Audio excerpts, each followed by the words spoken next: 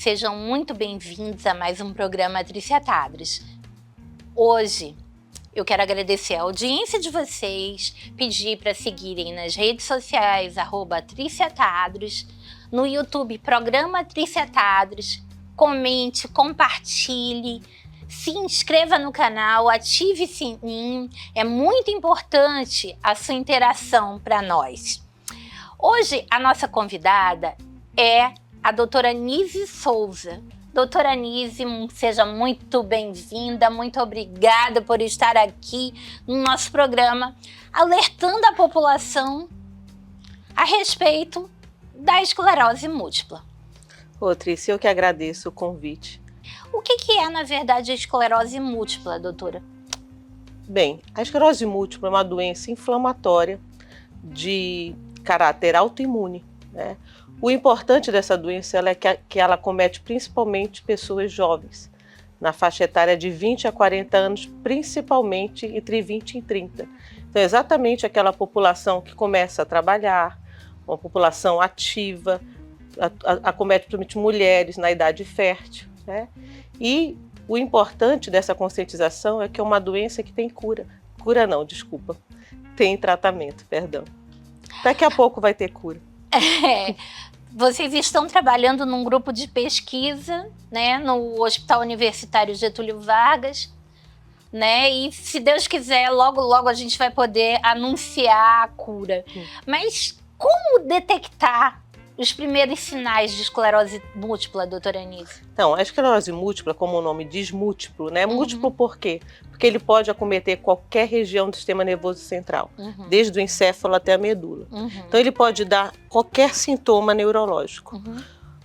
Por isso a dificuldade, Trícia, do diagnóstico, entendeu? O paciente ele pode sentir uma tontura, uma dormência, um formigamento, uma turvação visual, um embaçamento visual, uma perda de força. Então, como pode dar qualquer coisa, o paciente fica meio perdido. E todos esses sintomas são mais prováveis de indicarem outro tipo de doença mais simples, né? E aí acaba se perdendo tempo com isso, né, doutora? Quando o sintoma é uma perda de força, geralmente o paciente vai procurar um médico, né? Porque se ele fica sem andar ou sem movimentar os braços, ele procura um médico. Visão turva, pensa-se logo em diabetes. Não. Tremores, pensa-se logo em uma hipoglicemia ou algum... Isso que eu ia falar para você. Esses sintomas, né, meio mais inespecíficos, eles acabam dificultando o diagnóstico. Exatamente isso, por isso a importância da conscientização. Né? Se você tem um quadro neurológico no qual ele persiste mais que 24 horas e você é um paciente jovem, sem comorbidade, procure um neurologista. Bom, vamos aqui traduzir um pouco para você que é jovem, né, para uma linguagem mais fácil para o jovem entender. Você jovem entre 20 e 30 anos, apresentar algum sintoma neurológico, o que é isso? Um sintoma como perda de força, como visão turva, como dificuldade de caminhar, perda de equilíbrio, tremores, incontinência urinária. Tontura, que é muito comum, né? Tontura. Que mais, doutora? Dormência, formigamento, queimação em alguma área do corpo, choque na flexão do pescoço. Choque na flexão do pescoço. Prestem atenção, né? Muita gente associa a flexão do pescoço sempre à posição de computador. Um torcicolo. Um torcicolo. Vai ali enrolando com um quiropraxista ou um anti-inflamatório e acaba não procurando um médico. E aí vai acabar procurando quando a coisa já está bem mais severa, né, Exatamente. Doutora? Olha, eu vou dar um exemplo, né, simples, que a gente acaba vendo no dia a dia. Como acomete mais mulheres, né, e as mulheres geralmente, para os homens, são mais nervosas, né, mais poliqueixosas, aí de repente ela refere que está com as mãos dormentes, depois a perna ficou dormente, aí fala isso daí é nervosismo, não é nada. E de repente já é um sintoma de esclerose múltipla. Então, na verdade, todo sintoma a gente tem que dar um pouco de atenção. Né? A questão das pessoas acharem que rotularem as mulheres como mimizentas, Isso. digamos, quando elas começam a referir um sintoma e tal, aí já vem aquela cultura machista de Isso. dizer que é mimimi de mulher Sim. e tudo mais. Isso posterga tratamentos de diversas áreas da Sim. medicina. Não só na questão neurológica, que é a mais séria que pode acontecer, mas até quantas mulheres sentem sintomas não convencionais durante uma gravidez, durante um período gestacional, e que fazem determinadas queixas ao companheiro, ao marido, e são ignoradas porque é mimimi de mulher. Né? Exatamente.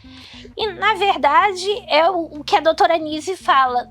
Qualquer queixa, até para dizer que é psicológico, porque hoje tudo é psicológico, né, doutora Nise? Uhum. Tudo é psicológico, né? Até para dizer que é psicológico, tem que ter avaliação de um médico. Exatamente, isso mesmo. Ninguém pode avaliar, não sendo médico ou psicólogo, ninguém pode dizer que qualquer sintoma é psicológico. Não existe uma pessoa que seja, que tenha a capacidade de reconhecer quando é um sintoma psicológico. Até porque sintomas cardiológicos, neurológicos, são muito associados à ansiedade, né, doutora? Exatamente. Uma coisa que acaba piorando esse diagnóstico errôneo, Trícia, é que muito dos quadros neurológicos, eles pioram com o estresse emocional. Então, acaba tendo essa associação. De repente, a pessoa, ela passa a ter esses sintomas depois do estresse. Até porque, como ela é de caráter autoimune, a autoimunidade, às vezes, ela é deflagrada por um estresse. Uma perda de alguém, entendeu? Então, isso acaba sendo associado a esse sintoma de dormência, queimação, tontura, tremor, a um quadro psicológico, a um quadro de perda. Depois que o vovô morreu, a vovó nunca mais andou, é psicológico. É psicológico, gente? Será que é? Ou aquilo lá é um sintoma neurológico que precisava de um gatilho, né? Para disparar, né, o alarme. Isso. Provavelmente ela já tinha uma esclerose múltipla que é como se fosse uma descarga elétrica, doutora Nise? Não, a descarga elétrica seria mais uma crise epilética. Não, que eu digo assim, como se fosse uma descarga elétrica no sentido de a partir daquele dia para disparar para o sistema nervoso disparar. Na verdade, aqui, o sistema autoimune. O que acontece é que tem um desajuste do nosso sistema imunológico, ou por uma infecção, ou por um estresse emocional. Isso acaba sendo fator de gatilho para aquele distúrbio imunológico. Exatamente. Falando em doença autoimune, doutora, a senhora pode explicar melhor o que é uma doença autoimune? Sim, a doença autoimune, a gente tem o nosso sistema imunológico, que é o nosso sistema de proteção. Se eu tenho uma infecção bacteriana, ou viral, ou fúngica, eu produzo anticorpos contra aquela infecção. E aquilo, né, vai fazer com que a doença ela melhore. Às vezes você tem a ajuda do antibiótico, mas seu sistema autoimune é muito importante para vencer aquela infecção. Só que na doença autoimune eu produzo anticorpo contra o meu próprio organismo. Então, na esclerose múltipla, eu vou produzir anticorpo contra o meu próprio organismo, contra uma substância chamada mielina. A mielina é uma substância que ela cobre os nervos, ela facilita o estímulo nervoso, então é uma capa no nervo e tem essa destruição da mielina. Existem muitas outras doenças autoimunes, né, Sim. doutora? A senhora pode falar um pouquinho a respeito delas, porque a maioria da população, a gente observa que quando fala que ela tem uma doença autoimune, ela não consegue entender a respeito disso, que é quando ela recebe um diagnóstico de lúpus, quando ela recebe um diagnóstico de qualquer doença autoimune, há uma dificuldade de falar o português Sim. que o nosso telespectador precisa para entender o que Você deu o exemplo de uma doença autoimune muito conhecida, né, que é o lúpus, eritematoso sistêmico. O lúpus é uma doença reumatológica autoimune, na qual o paciente ele produz vários autoanticorpos, ou seja, vários anticorpos contra o organismo dele mesmo. Tanto que o paciente com lúpus tem problema renal, problema cardíaco, problema pulmonar, porque ele produz anticorpos contra todos os órgãos dele. Por isso que é uma doença que requer atenção. Imagina que você tem soldadinhos que fazem a guarda do seu sistema imunológico. Imagina se esses soldadinhos que fazem parte do teu exército, eles começarem a se rebelar contra você. E ao invés deles trabalharem na tua defesa, eles trabalham te atacando. Então, essa é uma doença autoimune, uma tradução meio que infantil de uma doença autoimune. Os teus soldados, ao invés de te protegerem, eles te danificam, né? Te danificam. A gente deu o exemplo do lúpus. Quais são os outros exemplos de doença autoimune? Tem o próprio artrite reumatoide, né? Tem algumas pneumopatias, tem algumas tireoidites, né? Tem problemas renais, que você produz anticorpo contra o seu próprio rim, leva à destruição renal. A tireoidite de Hashimoto talvez seja a mais comum das doenças autoimunes, né? A mais frequente dela. Por isso se faz muito necessário, ao fazer o check-up anual, fazer o exame da tireoidite de Hashimoto, o ultrassom da tireoide, né, dos anticorpos. E a dosagem hormonal, né, o exame de sangue. Quando você for fazer o exame, né, o seu exame geral, né, anual, o exame de controle no próprio SUS, né, você pode pedir para ver se tá pedindo o T3, T4, TSH, né, doutora? E caso haja uma alteração, que se peça o ultrassom, a imagem dessa tireoide, porque talvez a doença autoimune mais frequente seja ela, né? Sim, sim. Eu vou pedir um minutinho de intervalo comercial e a gente volta já já.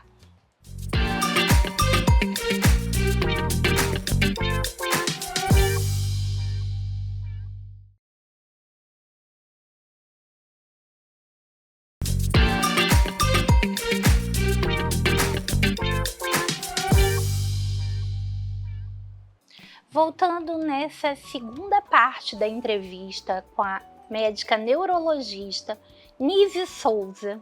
Doutora Nise, nós falávamos aqui do perfil do paciente de esclerose múltipla. Explica um pouquinho a respeito do que nós conversávamos. Qual é exatamente o perfil desse paciente? Então, como nós havíamos falado, a esclerose múltipla é uma doença inflamatória, crônica, de caráter autoimune, ainda sem cura, mas com tratamento, que acomete principalmente, paciente jovem. Um paciente jovem na faixa etária principal de 20 a 30 anos. Então é aquele paciente que não é hipertenso, que não é diabético, que não tem nenhuma doença e acaba começando a ter um sintoma que não melhora, né? Tem muitos pacientes que chegam a mim com uma fraqueza do lado direito, e sem ser hipertenso, sem ser diabético, sem ter nenhuma doença, tem o diagnóstico de AVC. Né? O AVC, vocês sabem, o AVC geralmente acomete paciente mais velho, e aquele paciente que é hipertenso, diabético. Né? Então é muito importante saber que é um diagnóstico diferencial. Para o AVC ocorrer, tem que ter um pico de pressão. Você jovem, saudável, apresentar um sintoma, como um formigamento, uma fraqueza muscular, uma perda lateral de visão, uma visão duplicada, enfim, uma série de sintomas neurológicos anormais. E quando você vai numa emergência, você recebe um diagnóstico de um AVC transitório, que é muito comum darem na emergência. Não, é um AVC transitório e vai ficar bom. você tem que estar atento para o seguinte: peraí, eu não sou hipertenso, eu não tive um pico de pressão, Não sou diabético. não sou diabético, Meu colesterol é bom. meu colesterol é bom, então é realmente AVC, né? Vamos verificar melhor a respeito disso, né? Vamos checar, vamos procurar. Ah, doutor, eu não tenho acesso a um neurologista. O Hospital Getúlio Vargas atende, né, a quem não tem acesso a plano de saúde e tudo mais, desde que seja com agendamento, né? Na verdade, o Getúlio Vargas é um hospital De né, pesquisa. complexo, né, de alta complexidade, então é terciário. Mas, por exemplo, nas policlínicas tem neurologista. Então você vai no neurologista da policlínica, você vai iniciar a investigação. Se tiver a suspeita de uma doença tipo a esclerose múltipla, eles vão encaminhar, porque nós temos um ambulatório específico de esclerose múltipla. Porque olha só, vamos tentar explicar o que é o terciário, né? A saúde primária, a atenção primária, é aquela que você faz nos postos de saúde, que são o quê? As vacinas, os exames de rotina, a prevenção. Aí nós temos a saúde secundária, que é justamente os especialistas, né? Os tratamentos da especialidade. E a terciária, que a doutora Anísia fala, é aquele tratamento de alta complexidade, certo? Exatamente. Então, é como se fosse uma escadinha, um degrauzinho, né? Cada um desses tipos de atendimento vão tratar um tipo de complexidade diferente, né? E você tem um encaminhamento e você consegue. Não é difícil. Já que a esclerose múltipla é considerada uma doença rara, eu acho que é importante a gente falar isso. Doença rara para a OMS é aquela que tem 65 para 100 mil habitantes, né? Então, no Brasil, a incidência mais ou menos pode chegar até 27 no sul, que é onde é mais prevalente, né? Então, por ela ser rara, por isso que a gente faz essas campanhas, né? É importante a conscientização, é importante a gente conhecer as doenças raras, porque as doenças raras têm tratamento. Doutora, tem alguma justificativa para maior incidência no sul? Hereditariedade? Não, também, né? Acaba sendo baixa incidência de raios solares. A esclerose múltipla, ela aumenta a prevalência, né, de acordo com a altitude, né? E em lugares mais frios, a prevalência ela é maior. Então, gente, é uma coisa multifatorial. Além da genética, existe o ambiental, né? Então, o fato da vitamina D baixa, da baixa exposição solar, isso daí faz parte da fisiopatogênese da doença. Ou seja, é um combo, né? Exatamente. É um combo. Tá, a gente já descobriu aqui como identificar os primeiros sintomas. Como suspeitar, né? Como suspeitar, né? Como levantar uma suspeita, como chegar no seu clínico geral e pedir um encaminhamento para um neurologista, ou você que tem plano de saúde procurar um neurologista, ou você que não quer esperar procurar uma clínica popular, né? Ou particular, se assim for possível, né? Agora, nós estamos falando de uma doença muito séria. É baixa incidência? Mas muito séria e que é séria, não tem cura, mas tem tratamento. E para cada fase dessa doença existe um tipo de tratamento, não é isso, doutora Anísia? Então, o diagnóstico precoce permite um tratamento mais rápido, um tratamento também precoce. E isso faz com que a evolução da doença ela fique diferente. Se a gente deixar a doença ela evoluir por ela mesma, em alguns anos o paciente ele fica cadeirante, demenciado e totalmente dependente de terceiros. Com as medicações que nós temos atualmente, a gente muda essa evolução. Eu tenho essa paciente com mais de 20 anos da doença e que trabalham, tiveram filhos, têm uma vida absolutamente normal. A esclerose múltipla, basicamente, ela tem duas fases de tratamento. Um é o do surto. O paciente ele está bem, né? Em alguns dias ele fica sem conseguir urinar, sem mexer os membros inferiores, aí ele procura o médico Uhum. e nesse tratamento agudo eu Uhum. tenho que me internar para receber corticoide na veia, Uhum. né? E isso diminui o tempo de doença e o paciente, na maioria das vezes, volta a andar. Então Uhum. existe tratamento. Uhum. Mas como é uma doença crônica, Uhum. eu tenho que tratar para Sim. evitar novos surtos. E Exatamente. nisso que tenho várias medicações novas. Como é uma doença que acomete pacientes jovens, a procura para nova terapia e para cura é muito grande, Uhum. né? Então, a cada ano, nesses 20 últimos anos, teve uma evolução enorme de novos tratamentos. A gente está falando aqui que tentem entender que como na pandemia se dava preferência a atender os mais jovens, na medicina, tudo que acomete jovens tem uma prioridade nas pesquisas porque se calcula com base na expectativa de vida daquele cidadão, né? Às vezes, um paciente de 90 anos, talvez não seja interessante ele passar por determinados tratamentos para qualquer que seja a doença, né? Cirurgias, porque ele já está numa fase da vida que você calcula risco-benefício, né? Mas um paciente jovem, quando ele é atingido por qualquer doença, sempre vale a pena o tratamento.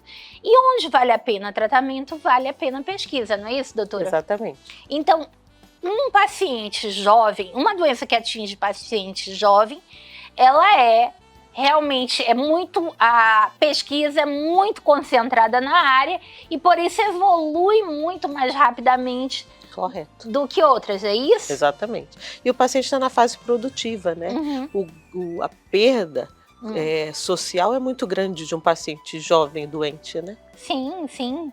E até porque, um paciente na faixa de 20 a 30 anos, ele ainda não tem uma família para cuidar dele. Ele ainda não... Ele está cuidando, né? Ele ainda não está profissionalmente estabelecido que ele possa ter um respaldo, uma renda para que ele possa viver. Ele está numa fase de acumular, de constituir família, de tudo mais. Se ele é atingido sem tratamento, quem vai cuidar dele? Com que recursos, né? É muito complicado. Ou alguém né? vai parar para cuidar dele, né? Então, o impacto social é muito grande. É muito grande. Fora que ele também, perde fases da vida, Sim. né? Perde momentos da vida, porque uma pessoa aos 90 e poucos anos, 80 e poucos anos, ele certamente terá quem cuide, né? Quando a gente espera, né? Pelo menos a gente imagina que essa pessoa já tenha filhos, netos, bisnetos, né? E que essas pessoas ou tenham um cuidador ou tenha condições de se cotizarem para disponibilizar um cuidador. Mas um jovem que não constituiu família, que não tem descendência, renda, né? que não tem... Quem vai cuidar dele? É verdade. Né? 20 anos depois, nem os pais dele estarão aqui mais, né? Então você faz assim uma poda, né? Na vida daquela pessoa. Exatamente. Né? A grande maioria das pessoas nunca vai associar um paciente jovem a uma doença neurológica. Uma doença crônica, né? Que pode se tornar incapacitante, né? Então é importante saber. É importante abrir os olhos para isso, né? Uma doença incapacitante num paciente jovem tem um impacto muito maior. Então, prestem atenção. Se você tem um colega de trabalho jovem, né? Um familiar jovem, um colega de faculdade, enfim, jovem que apresente alguns desses sintomas que a doutora Nise vai repetir mais uma vez, você, por favor, alerte ao seu colega, ao seu familiar, que procure um neurologista, porque pode ser um indicativo de uma esclerose múltipla. Eu vou pedir para a doutora Nise repetir os sintomas e agradeço a sua presença e a sua entrevista. Vamos lá.